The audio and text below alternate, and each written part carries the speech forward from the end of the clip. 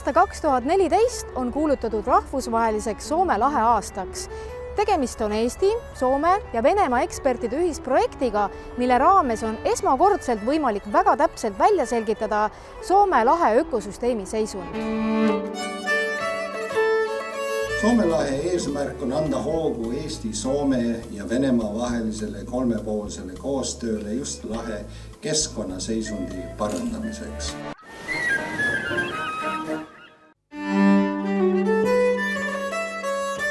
Eesti ja Soome vahelistel heanaaberlikel suhetel on läbi ajaloo olnud oluline roll nii info kui kaubavahetuse juures.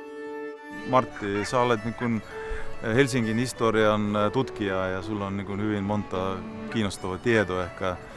Ehkä kerrot vähän semmoisista tarinoista, että minkälainen se Viron ja Suomen välinen suhte on ollut historiasta. Ja... On hyvät arkistot olemassa, paljon kertomuksia olemassa.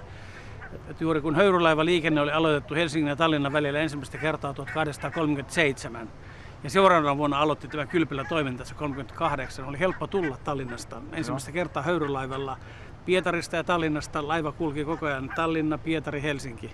Kuinka pitkä matka se oli sitten silloin Tallinnasta suurin piirtein? Kuinka monta tuntia? 8 tuntia tai 10 tuntia? Ei niin kauan kesti. Ei. Kyllähän höyrylaiva tuosta nopeasti kulki. Nyt en pysty sanomaan. Joo. Ja se onkin kiinnostavaa, että silloin oli niin. Joo, mutta ennen katsottiin jonkinlaista kuvaa, että siellä oli jonkinlainen Narvan veneet. Olivatko ne narvalaiset kalurit tulivat muun muassa Narvasta, kyllä.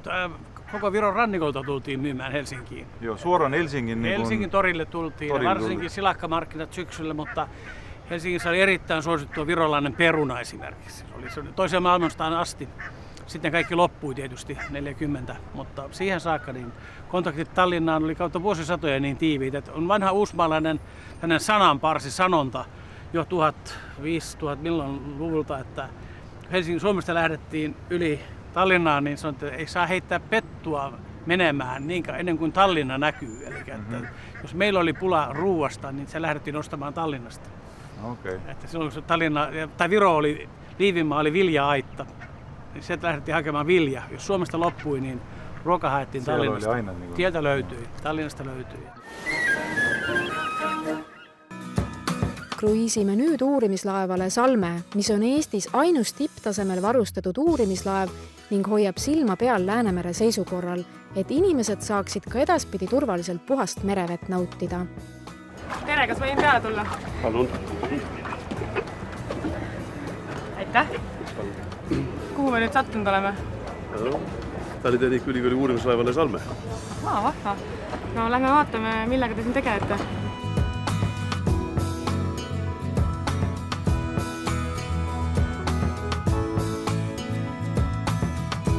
Käimas on Soome lahe aasta ja teil on siin üks projekt Eesti, Soome, Venemaa ja teete siin selle laevaga uuringuid.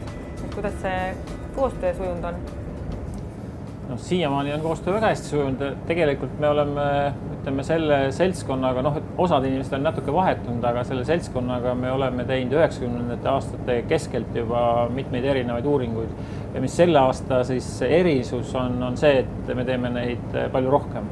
Ja püüame just teha selliseid ühiseid aktsioone, et kui Eesti pool midagi mõõdetakse, et siis kas me püüame samal ajal teha ka Soome või Venemaa pool või siis niimoodi, et eri riikide teadlased teevad siis igaüks oma vetes ja mingi koordineeritud programmi järgi. Põhieesmärk sellel aastal on saada siis palju detailsem ülevaade keskkonnaseisundist Soome lahes, kui siiamaani tavaliste mõõtmistega on saadud. Et see on nüüd selline planktoni võrk, mida me siis, kui me tahame rohkem saada planktonit, et siis me laseme ta vette ja siis võrgust läheb kõik vesi läbi ja teatud siis suurusest väiksemad osakesed lähevad läbi, aga siis taimne hõljum, mis on sellised mikroorganismid, need jäävad siia sisse ja siis me saame pärast seda lugeda, et kui palju seda on. Ja mõte on selles, et esialgu laseme ta mingile sügavusele, tahame näiteks võtta ülemised 5 meetrit, siis me peame ta laskma 5 meetri sügavusele. okeanoloogia tegelebki mereuuringutega ja Eestis on mereuuringute 2 keskust on, et üks on siis Tehnikaülikooli juures meie instituut, Meresüsteemide instituut ja teine on Tartu Ülikooli juures Eesti Mereinstituut. Ja meil Tehnikaülikoolis praegu on isegi võimalik okeanograafiat õppida. See tähendab, et on olemas selline õppekava nagu maateadused. Tundub, et maateadused, mis selle merega pistmist on, aga seal ongi 3 asja koos, et on siis geoloogia, okeanograafia ja meteoroloogia. Nii, näete, kõik jookseb välja ja see, mis läbi võrgu ei mahu, mis on siis natukene suuremad osaks, et kui see võrgusilm, siis siin on meil 10-mikronine. Ehk siis kõik, mis on suuremad kui 10 mikromeetrit, siis need jäävad siia sisse, siia alumisse ossa. Ja siit siis saab selle välja võtta. Millised on kõige suuremad probleemid Läänemeres ja Soome lahes? Ja, eks need on traditsioonilised, ma arvan, et enamus on kuulnud sellisest probleemist nagu eutrofeerumine. Ehk siis see on toitainete üleküllus ja toitainetest rääkis on siis fosfor, lämmastik ja põhiliselt see probleem on ju alguse saanud inimtegevuselt maismaal, et põllumajandus, olmereoveed, et on pikki aastaid need Läänemerre ja ka Soome lahte läinud teatud kogustes ja ega nüüd ei ole väga lihtne sellest lahti saada, kuigi jällegi ma olen hästi palju seda rõhutanud, et ma arvan, et viimase 20 aastaga on ikka päris palju ära tehtud, et see toitainete koormus väheneks, eriti just Soome lahele, et kui me arvestame, et mis Eestis on tehtud, kui me võtame nüüd ka Peterburi näite, et enamus sealsetest reovetest on nüüd suunatud puhastitesse, et siis lootus on, et ükskord see hakkab ka merekeskkonnas näitama, et keskkond on paremaks läinud. See ei ole uus, see on vetikas ka, see on hordefilum, selline pruun vetikas ja ta kasvabki selline ühe tallusena. Siis edasi on loomulikult ohtlikud ained, et siin on keeruline on see, et me teame osasid asju, kust nad tulevad ja missuguses koguses nad on ja kuidas nad akumuleeruvad, aga aeg-ajalt tekib üles jälle probleem, et miks meil kaadmiumit on keskkonnas liiga palju, miks meil on elavhõbedat liiga palju ja rääkimata igasugustest uutest sünteetilistest ainetest ja mis on ka jälle aktuaalseks muutunud, on igasugused ravimid, et nende jäägid. Siis kokku pannes ongi see, et me tegelikult peaksime oskama mitte lihtsalt ütlema, et me kaitseme seda ühte asja, teist asja, kolmandat asja, neljandat asja, me peame olema valmis seda kuidagi haldama või planeerima seda, et kus missugused tegevused toimuvad. Ja kui meil on head kavad selle jaoks ja head plaanid ja need põhinevad heal teaduslikul informatsioonil, siis ma usun, et me vähendame ka riske ja me kõik saame kasutada merd, sest ega see keskkonnakaitse eesmärgiks ei ole ju see, et inimene teda ei kasutaks, vaid vastupidi, et inimesed saaksid teda erineval moel kasutada, aga jätkusuutlikult. Jah, et see on nagu see põhieesmärk. Tallinna Tehnikaülikooli Meresüsteemide instituudil aitab keskkonnaparameetreid koguda ka reisilaev Silja Euroopa pardale paigaldatud seadeldis nimega Ferrybox. Me oleme siin Silja Euroopa masinaruumis ja sellele laevale on paigaldatud üks seade. Mis seade see täpsemalt on? Täpsemalt on tegemist läbivoolusüsteemiga, mille külge on siis paigaldatud erinevaid keskkonnaparameetreid mõõtvaid andurid ja sensorid, lisaks ka veeproovide kogumisseade. Kui tihti te neid veeproove võtate? See on täpselt nii, kuidas on nõudlus, aga üldiselt ikka vähemalt kord nädalas. Kas Tallinna lahe, ütleme, selline näidud on nagu väga muutlikud või näiteks, ma ei tea, hapniku tase ja soolasus? Hapnikku ta ei mõõda, aga soolasust küll. Ja soolasust mõjutavad välised mõjutajad, nagu näiteks tuul. Et kui tuul puhub siin kindlatest suundadest, siis toimuvad vastavad protsessid ja need jäävad ilusti näha.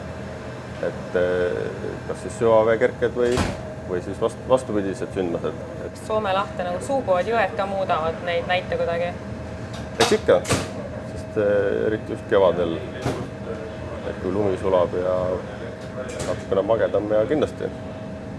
Sest neid on päris palju, eriti just Soome lahes, et siin on ju Neeva suubub Soome lahte ja seal on ka muidugi mõjutab see, et Peterburi elanikkond on suurarvuline ja kõik see reostuskoormus ja lisaks magedale veele. Et kõik need parameetrid muidugi mõjutavad. kas see Soome lahe aasta nagu mõjub keskkonnakaitsele kuidagi paremini ka? Eks ta kindlasti mõjub, et kui mida rohkem see keskkond nagu tähelepanu saab, siis seda positiivsem.